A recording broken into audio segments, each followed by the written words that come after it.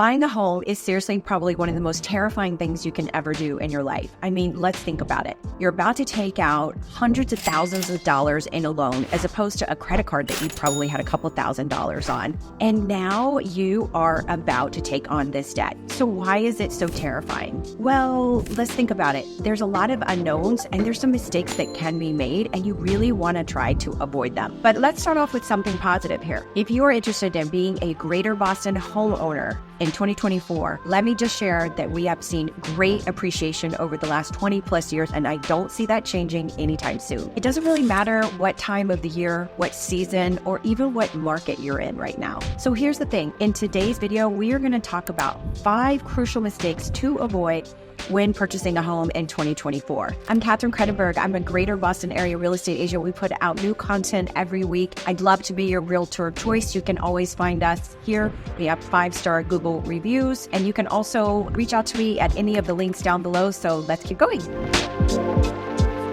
All right, so let's say you're talking to a realtor, you're talking to a lender, and they're going to say, hey, let's get you pre-qualified for X amount. Because when qualifying for a house, they're going to be looking at your W-2, which most people are, and they're going to look at your gross monthly income before taxes, before insurance, before everything. So how they determine if you qualify is they get 50% of your gross income if you're a conventional loan, and 56% if you are a FHA. Now, I work with the best lenders here in Massachusetts, and I can tell you that not all of them are the same. They don't give the same advice. They don't have the same products. They all have a different level of service. And so I always try to tell people when you're buying a home, you're going to want to talk to more than just one lender because there is a relationship and there is sort of a dynamic there. Just like not every realtor works and is the same, I would definitely say that the same thing about a lender. So you're going to want a good combination of a lender and a realtor. So anyway, I just digressed for a second, but I had to throw that in because it's really crucial to start off on the right foot as you start the pre-qualification process.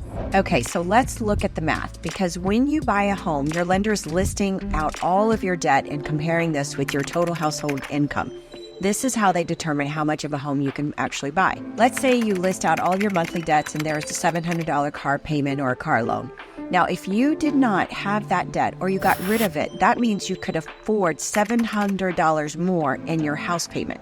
This works out to be an additional $100,000 of buying power. That could be the difference between a home in an up-and-coming area versus an area you would actually want to be in, or a difference of a home with some yard or one with a really big yard, or a home with an additional bedroom. This is why the pre-qualification process alone is something to avoid, because everyone's situation is different. I mean, for example, I say this because maybe you are helping aging parents, or maybe you have a child that needs to be in a special school. I mean, everyone's story is different. So maybe you need to not actually maximize that monthly payment that your lender is talking about because you have these other situations, these other circumstances, or maybe you have a partner that is only contributing as a supplemental income. So you want to weigh those things out when you're doing the pre-qualification process. Maybe you've been able to save more, or your first house has so much equity in it that you're able to buy a bigger house for your growing family. The second biggest home buying mistake is actually very related to the first one, and that has to do with getting your savings together. Okay, so we all know if you are a seasoned home buyer, you know that you want to have in savings your down payment,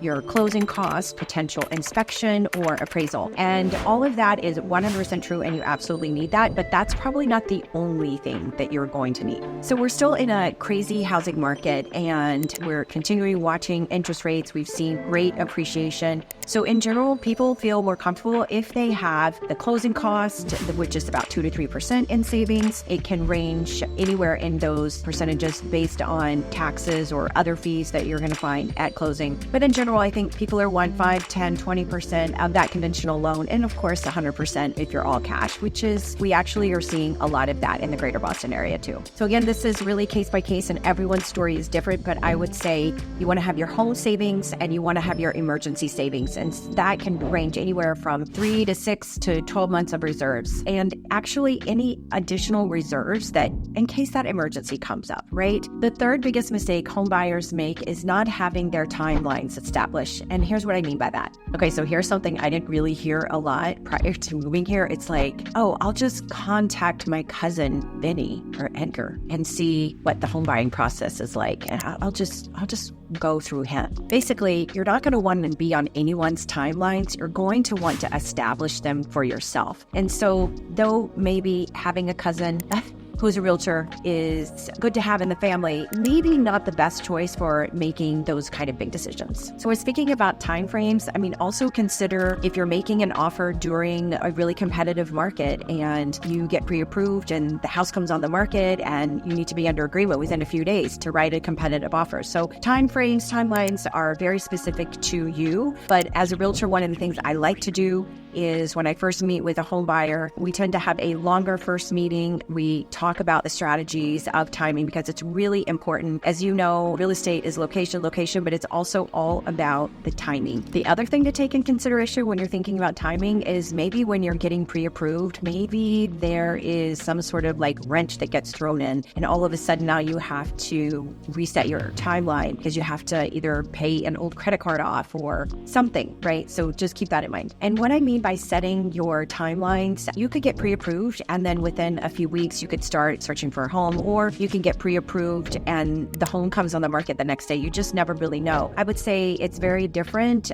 for people, and on average the timeline is probably about 2 to 3 months from the time you really start to look for that house. What about closings, right? Closings are usually 30 days, but sometimes they're 2 to 3 months, so take that in consideration as well. Or maybe the seller needs a longer closing time, so there are things like post-possession and pre-possession, but it's all about just strategizing and making decisions based on timeframes that are good for you. Basically, having the knowledge around your timelines is really important because, maybe someone's like, hey, you need to make an offer on that. And you're like, well, wait a minute, I need to hold on for a second because that may not actually meet my timeframe. Overall, you want a strategy that best fits your timelines, and discussing that with your realtor, with your lender is really important because set you up for success. So this is part of what I would call like being really prepared, right? Let's avoid this mistake as a home buyer and not having realistic set timelines for yourself. And the fourth biggest mistake that home buyers make is chasing the golden egg. Have you heard that before?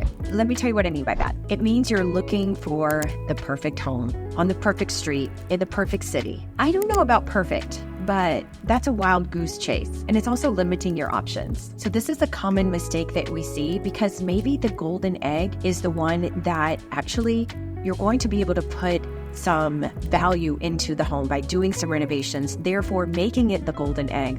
So when you decide if in the future you want to sell it, you've actually increased the value of the home. That is your golden egg. The fifth and final biggest mistake home buyers make is to buy with equity in mind. Let me tell you what I mean by that. And I've talked about this before, but there's a lot of people that made a lot of money in the last 10 years. I mean, look at just where we were prior to COVID and how much it has changed and how much people have made in their homes, just not only with repairs and upgrades, but also owning a home. Appreciation definitely continues to be on the rise in Boston, but the biggest thing is to keep in mind that having the equity already in the house, yeah, probably because your neighbor's house probably sold for a lot of money, so the one you're about to buy already has that kind of appreciation. So here's where the equity gets built in, right? You make renovations, you add a new kitchen, you update bathrooms, you can easily get a return on that. And some people make 50 to 100,000 or even more just in the last few years by holding on to a house. That's incredible, right? You don't need to be on HGTV to see that kind of return or just to have a house like that, right? HGTV. Do you guys still watch that? Look, between 2019 and 2021, yes, the equity built and the appreciation was skyrocketing. It was going really fast, but those are very unprecedented market times. And so basically what I'm saying is don't make that mistake. You just don't know what the future holds. And right now, even though we're still seeing a positive appreciation, you just don't know. And it's not about, is the market going to crash? Some people are saying this is a great time to buy right now because there's low inventory and because there's a lag in interest rates right now between the demand of home buyers. So you just never know. So now that you have a better understanding of the 5 crucial mistakes to avoid, and you're better prepared when you get out there and you're starting to look again for that next home. If you have any tips for homeowners, please drop them in the comments below. I'm Katherine Kranenburg, and I'm a Greater Boston real estate agent, and I'll see you on the next video.